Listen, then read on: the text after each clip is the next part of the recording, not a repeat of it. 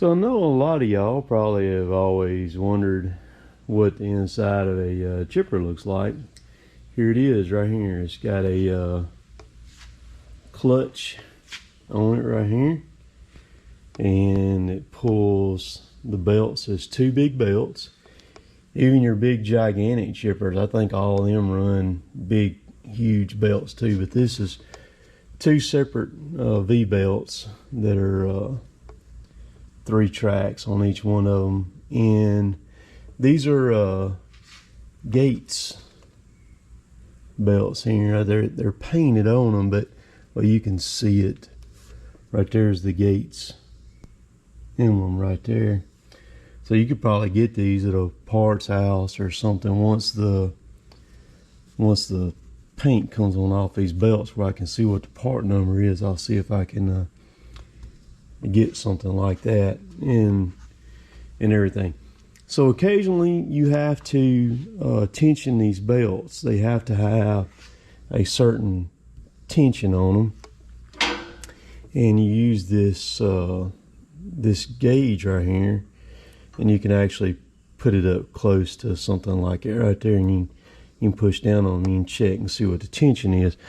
The way that it tensions is you break the engine mount here. There's 4 bolts. You break them loose on all 4 corners, and then the whole engine assembly slides forward, and you just slide it forward by running this. You break this nut on the back loose and the one over on the other side, and you just turn them and pull them in. So the reason you take the cover off is because once you do that, you need to make sure that these pulleys are in line. And the way that I do that is, you can do it a couple of different ways. You can use a straight edge if you've got one long enough that'll lay between here and here and up against the face, or you can use a string. What I use is a fishing string, and I take it and run it, start it in the bottom of that pulley right there, and then I just rotate it around till the string gets right here, and then I let it touch there and then on the face of this pulley to check the alignment on it. If it's not lined up, you just adjust these up here either way to get them where they need to go. It's a pretty good size cover right there to pull off and take off. But so I'm going to show y'all. This is the reason why today's video is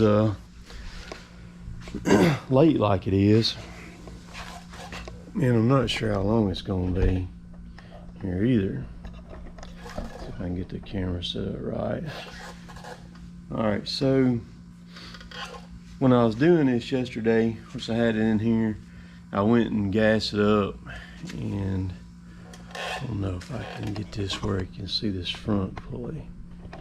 Yeah, I want to get it where y'all can see, and I don't want to stop this because I don't want to do any editing on it or anything either. So still like this. If you touch it, yeah, you can see it now. Pretty good.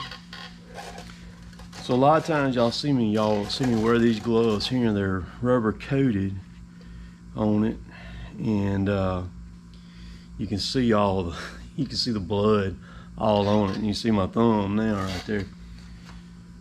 So I adjusted the belts, and I was gonna pull them around with the fishing line in it. So I put one hand up here on the front one, and I had this hand back here on this back one, and I wasn't even thinking it. When I pulled that thing forward, it rolled my thumb right there. My thumb went right in between the belt. I was watching the front pulley because I was trying to get that. There's 3 nuts up there on the front one, and the fishing line, if you don't get it in between them right, it'll throw them off. So I was watching that up there, and when I did, it rolled my thumb in there.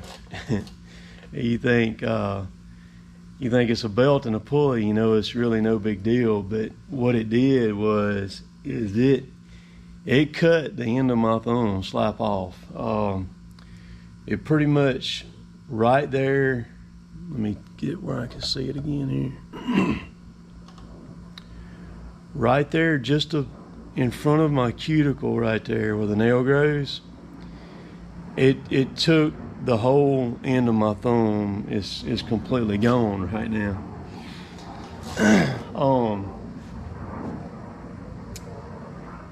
I felt it, and it got it, and I got it out, and it cut the thumb part of the glove. It cut it off except for a thread or two. I snatched the glove off. There's blood everywhere down here right now, and this happened about 5:30 yesterday afternoon. I looked at it and seen how bad it was, and so I have a towel dispenser over here in my sink. I ran over there real quick because, I mean, like I said, just blood just started going everywhere, and I was down here by myself too. And I just grabbed those towels and I wrapped it up real quick in it and just gripped it real tight. And I had some music playing on my speaker, so I killed that where I could kind of focus, because I was like, Tim, just focus up, dude. You can't let yourself pass out or nothing or whatever. Because when I looked in the glove on the floor, I could see the end of my thumb in that glove on the floor. So I got the music stopped. The truck's hooked to the chipper right now, but I didn't have it backed all the way in. So I looked at my watch, see what time it was. I knew Jill ought to be about home by that time. So I got my truck, cranked it up, backed it on up, and I called Jill, and I said, what are you doing? She said, I'm in the closet changing clothes right now. And I said, don't start supper yet. I said, don't freak out. I said, I'm okay, but I said, I'm hurt. I said, we're going to have to go to the emergency room. I said, give me a minute or two to get things situated down here, and I'll come to the house. So when I got up to the house there, I just drove the Ranger to the house, and I took my glove with me. It had the thumb in it. I didn't take it out. I just left it in there, So we got some ice packs, put that in a Ziploc bag, and off to the emergency room we went. And I'm sitting there dreading the heck out of that with everything that's going on right now. And of course, they were busy. There were a lot of people in there with COVID and everything like that. But they were really good. Our local hospital is really good. And the nurse, they checked me in. She pulled the stuff off of it and looked at it, and she wrapped it back up real quick with some gauze. And she said, "You're going to have a bed." And she said, it's going to take us a little while to get you a bed. And I said, okay. I said, that's fine. She said, y'all just go back out in the waiting room and wait. And so I was out there. I've been sitting down for a while. This was about 6. We got there about 6. I'd been sitting down for a long time. And I told you, I said, I got to stand up for a little bit. So I stood up, and it had kind of quit hurting to where I could kind of stand it, you know what I mean? Because it was pretty bad. But anyhow, I didn't know it, but the nurse was watching me, and a little bit she come walking out. And she said, hey, she said, let me fix you back up some more, because it was starting to bleed back through, and you can see it right here now. It's kind of bled through there. She said, let me wrap it, get you some more wrapping on it. She wrapped it up and got it in put like a ace type bandage on it, is what I call them. And she said, we about got you where we can get you in the back. And I said, okay. So they got me in the back there, and doctor come in, and he said we're gonna fix you up, man. I said, all right, that'll work. And he looked at my piece of my thumb that was in in the bag there in the glove, and he said, I think I can sew this thing back on. They x-rayed it, and he said, I don't know how, but he said, you didn't take no bone off. The bone, well, you could actually see the bone when they pulled the dressing off. You could see the bone. And but he said, you didn't lose any bone. That's a good thing. He said, I'm gonna sew this piece back on for the time being to give it something there over it to cover it. I said, okay. So he deadened it. He did it's called a digital block, I believe, on it. But Jill said he ended up sticking me about a dozen times with a needle. It was bad, y'all. That hurt like a mofo. Let me tell you, that was, if you've ever been stuck by a fish hook and the bars went in, you've had to pull the bar back out. That's kind of what it felt like. So anyhow, he messed with it. When he deadened it, that was great because I couldn't feel it no more then, you know. And so he cleaned it all up and everything, and got the thumb. He worked on the piece that was off, worked on it, and he put it back on. He didn't sew it completely. He just kind of like basically what I would call tack welding it on there, and got that. And then they kept me for a little while, and then they let us go. It was about 10. I guess I was there for about 4 hours. So he wanted me to get a hold of the orthopedic this morning, the specialist that does the fingers and all that stuff here in town in Columbus, and so I'm fixing to go here in just a little bit at 3:30 to the orthopedic clinic here in town, and I know what I know exactly what's fixing to happen. They're gonna unwrap this thing probably, and he's probably going to undo everything. He's gonna look at it and he's probably gonna say that piece is not gonna work. We're gonna have to you just got to just lose that piece, and I'm gonna fix you up. Which is fine. I just, you know, if that's what we're gonna do, that's what we're gonna do. But I just want to get it done, you know what I mean, and be over with. So before I left, they gave me a Percocet before I left there, and which I don't do medicine at all. I don't take anything. I'm almost 50, and I still don't take anything. And like Percocets make me, I don't know how people get addicted to them things, man, because they don't make me feel real good. You know what I mean? I have to take, they had to give me some nausea stuff too, because it'll make me kind of real sick feeling and just queasy like. And so they gave me that, but and then we got home. It was about 10:30 or so last night when we got home, and I actually rested okay. I didn't sleep, but the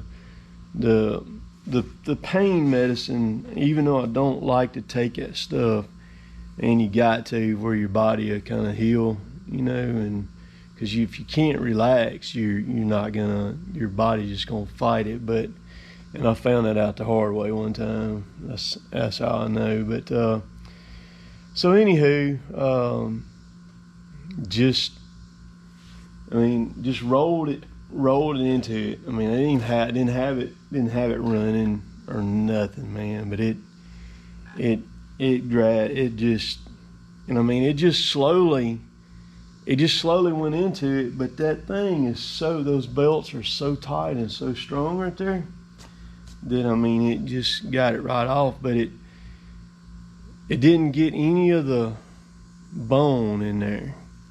Of course, that's good and bad because the bone's right there basically exposed now. So I don't know what'll end up happening as far as that goes. But so I'm gonna be down for a little bit. It sucks, but it is what it is. But it could have been, it could have been a lot worse. I mean, I could have laid it in there and took the whole thumb off. Then that really would have been bad. That really would have sucked. But and you still see blood That's blood stains on my hand right there.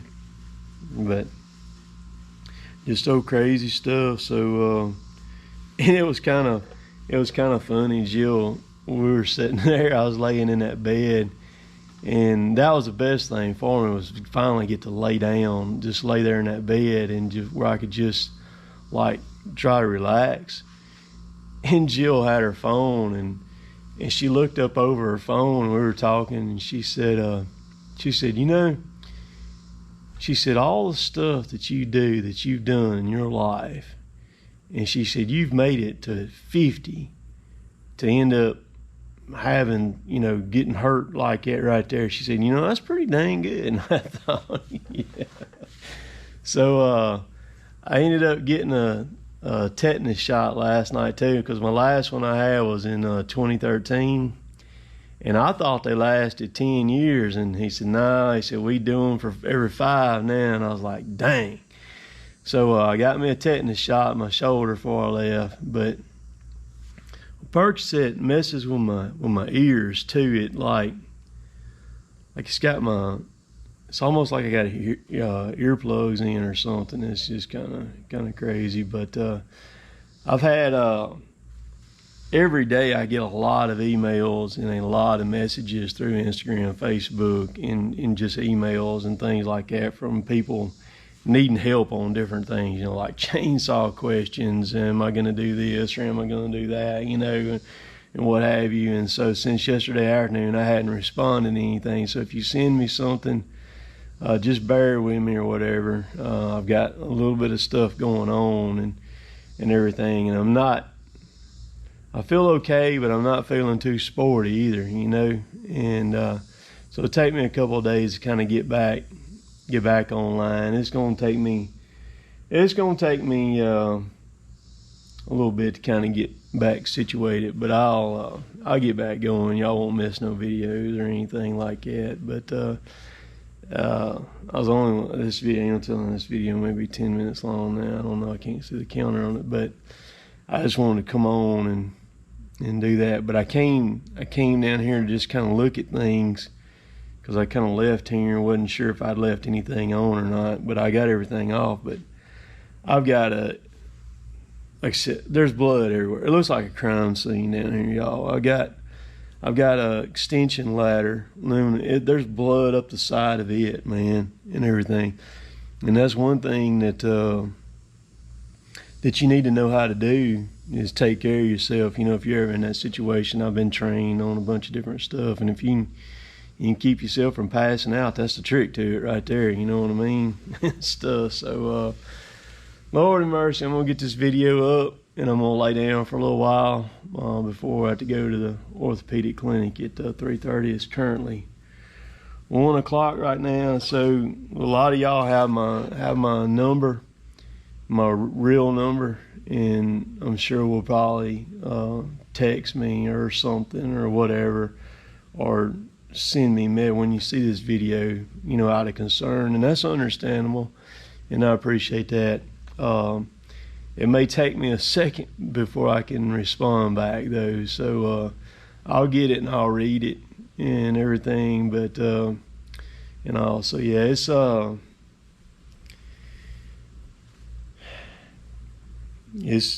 some pretty good, like right now the pain's not bad on it, because I took I can take a Percocet every 6 hours.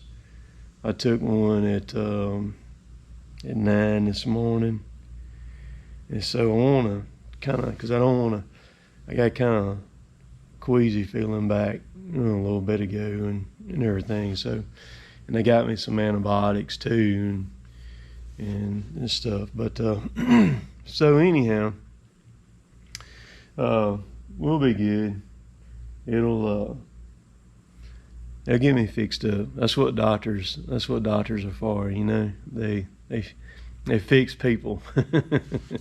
So, oh Lord, again, like I said, it could have been a lot worse. You know what I mean? It could have been my pecker, and I don't need to lose a 1/2 inch of pecker. You know what I mean? Because I've only got so much. So Appreciate all y'all. Love all y'all. I know y'all gonna be concerned about me, but y'all, everything will be good. Everything will be good. So I'm gonna let y'all go from now. We'll catch y'all later. Later, taters.